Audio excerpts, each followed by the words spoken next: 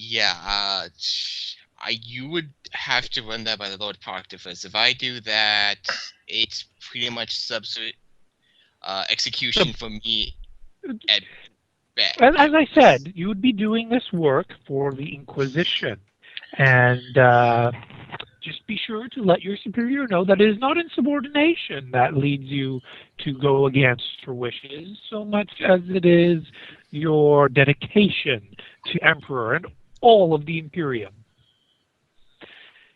Do you Give me a want this done perception right roll. now? I'm sorry, what? Perception roll? Yeah. Perception. Okay. No, Okay. never mind. Okay. And I didn't use my fate earlier. Could I use that now? Do you want to use your fate? This. I'll tell you right now. This is strictly a role play thing. This perception roll will not gain you any tangible Okay. No. benefit in game. Nope. Nope. Then Okay. Sorry, you were about to say something though. I was like, just gonna like, nope. Okay. Then it's just like, okay, as you say. Do you want this taken care of right now? Well, take care of it in a matter of time that allows you to prepare adequately so that you hopefully won't need to explain to your superior who we are, as we want to keep as few people aware of this as possible, while Inquisitor, sorry, I just need to call up his name again, well, Inquisitor Rex II has a tendency to be very open about himself. We, as his agents, need to keep a low profile. At that, you definitely see Torcus very annoyed. Torcus doesn't like the whole low profile thing. I'm not surprised. Okay. I'll see what I can do. Very good. Now, I realize that we are in a position above you, and he kind of looks over to Torcus and just sort of gives him a little hand gesture, but then looks back to Gallius and says, "Do you have any questions for us?" One, do you something a weird, interesting person that seems to my interest has came aboard on my ship on his seems to be on his own. Does the name Vern mean anything to you? Okay, I'm going to do a roll. Shelby, did you have Inquisition as one of your skills?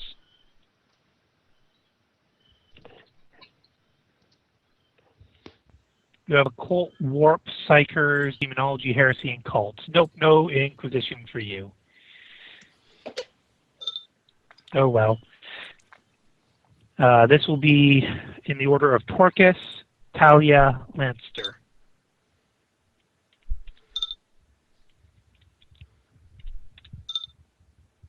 No, Vern is a common enough name. Can't say that I know of any significant Vern in the area.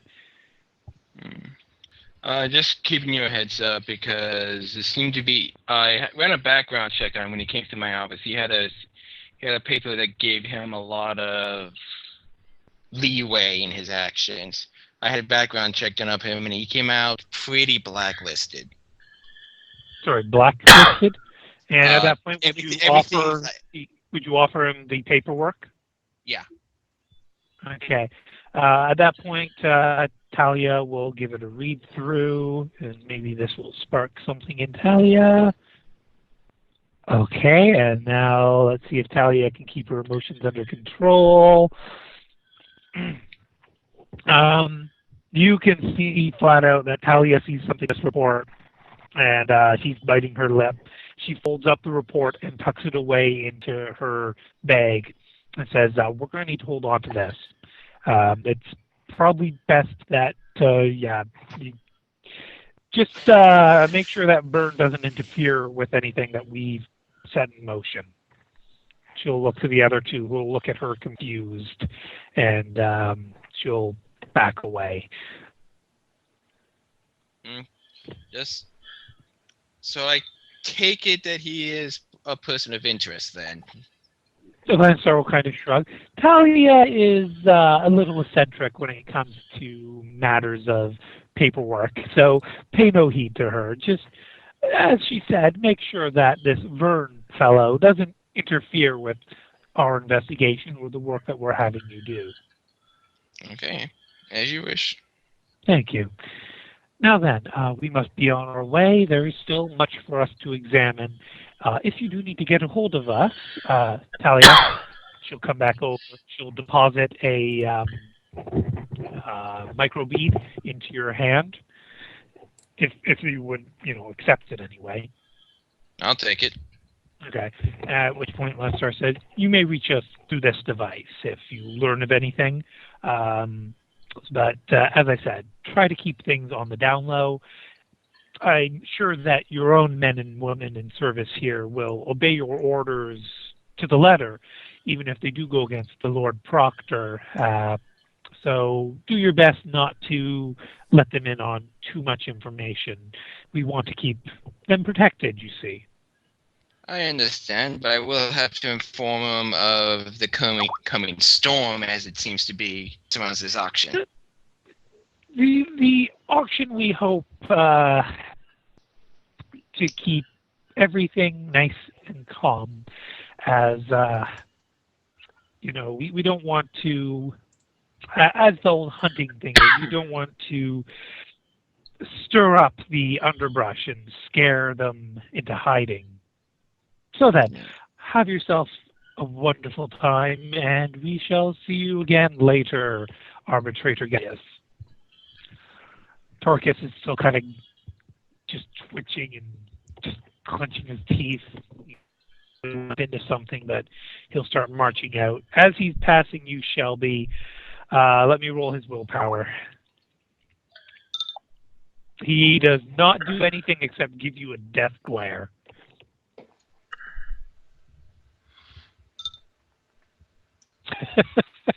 And out the door he goes, slamming it open as he goes. At this point, when you look out into your the office just outside of your own, all of your arbitrators are standing at the ready with their hands on their weapons in their holsters, watching your office as Torcus barges out. Torcus doesn't seem to give a shit. Torcus is honey badger here and just keeps walking. Talia nods, kind of tugs Shelby out as she goes. Shelby, he's just going to get tugged along. Mr. Lannister, just one last word, if you will. Oh, yes. That Torcus fellow, he seems to have anger issues. I suggest just to keep face, that I will have to arrest him if he does cause a scene. Trust me, arresting him would be a bad idea for all of us.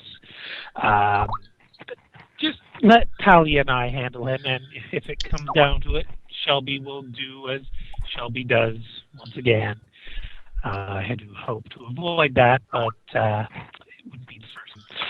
So, without further ado, I bid you adieu, and he will very politely dismiss himself.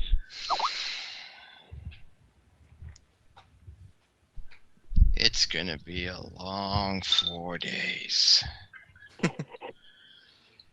Well, it's okay. It's okay, ladies and gentlemen. It's just work-related incident. It's fine. I'm fine. Nothing needs to happen. Disperse. Go back to what you were doing. I just need to clean my office. Yeah, your officers will salute. Get back to work. One of them, however, will come up and say, "Should I call the cleaning crew, sir?" No, I'll take care of this myself. Just help me get my table back in position. Yes, sir. Desk. And that one will help you do that. And so let's head on over to, let's see, Kiri or Haley. Which of you wants it more? You can have it, Brooke. Wow, neither of you want it at all. I guess I can go. Okay. All right, Kiri.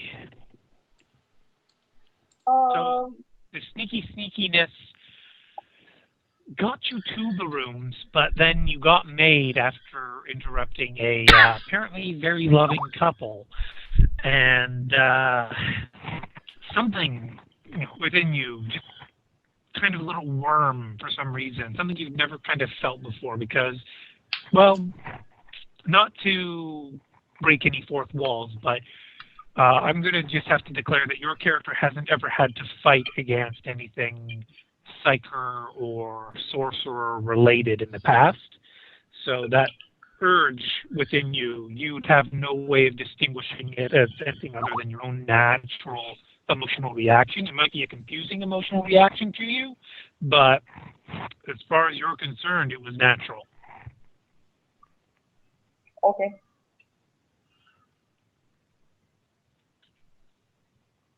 So what is your next course of action planned?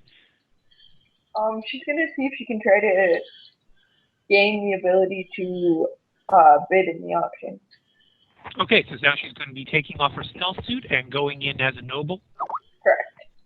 Okay, great. So using information that would have been readily available, you'd find out that there is a buy-in to be considered eligible for the auction, and the buy-in is 15,000 thrones. This isn't something she has currently on her? Well, let's see. I think I told you you started with quite a significant amount of cash. Let me see. Where is our old chat window? I don't. Well, maybe you did. I don't remember anything specific, unless I just missed it. I'm reviewing our chat log real quickly, searching for the word thrones. See if I can't find it. Why am I doing it this way when I can do it this way and it'll be so much quicker to find? There we go. And so, nope. What? Did I never actually tell you how many thrones you were getting? Nope. Oh, well, I told you were going to get a ton of thrones, but I never actually gave you the number. Well, just give me a moment to crunch those numbers. I have a calculator in front of me.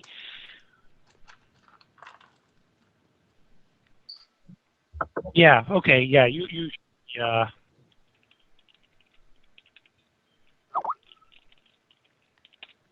so that's your pocket change right now, Brooke.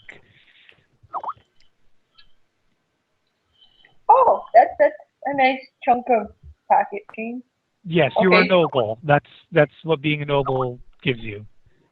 So she goes wherever she needs to go, and she plunks down buying. So she's gonna go buy in. Mhm. She quite decided if she's gonna bid or not, but she wants to be able to decide to. She wants more information. Right. Right. So with the buy-in, she'll learn that the auction will be concluded in 4 days. Basically, Jess or anybody else who may know, someone who's more knowledgeable about Rogue Trader, for example, what is the average travel time in the warp if you've got fatal, like you're going through a warp conduit or whatever? Like, what is the minimum amount of time per distance? Well, that's what I mean, like per distance increment. It could. Sometimes it's completely random. You can actually arrive at your destination. Yes, I know that, but I mean, in a stable warp conduit, well, as stable as the warp can be anyway, they tend to follow particular routes because they have less chances of that happening. And I'm just wondering what the average speed is. A few days to a week for like the distance between one system and another within the same subsector.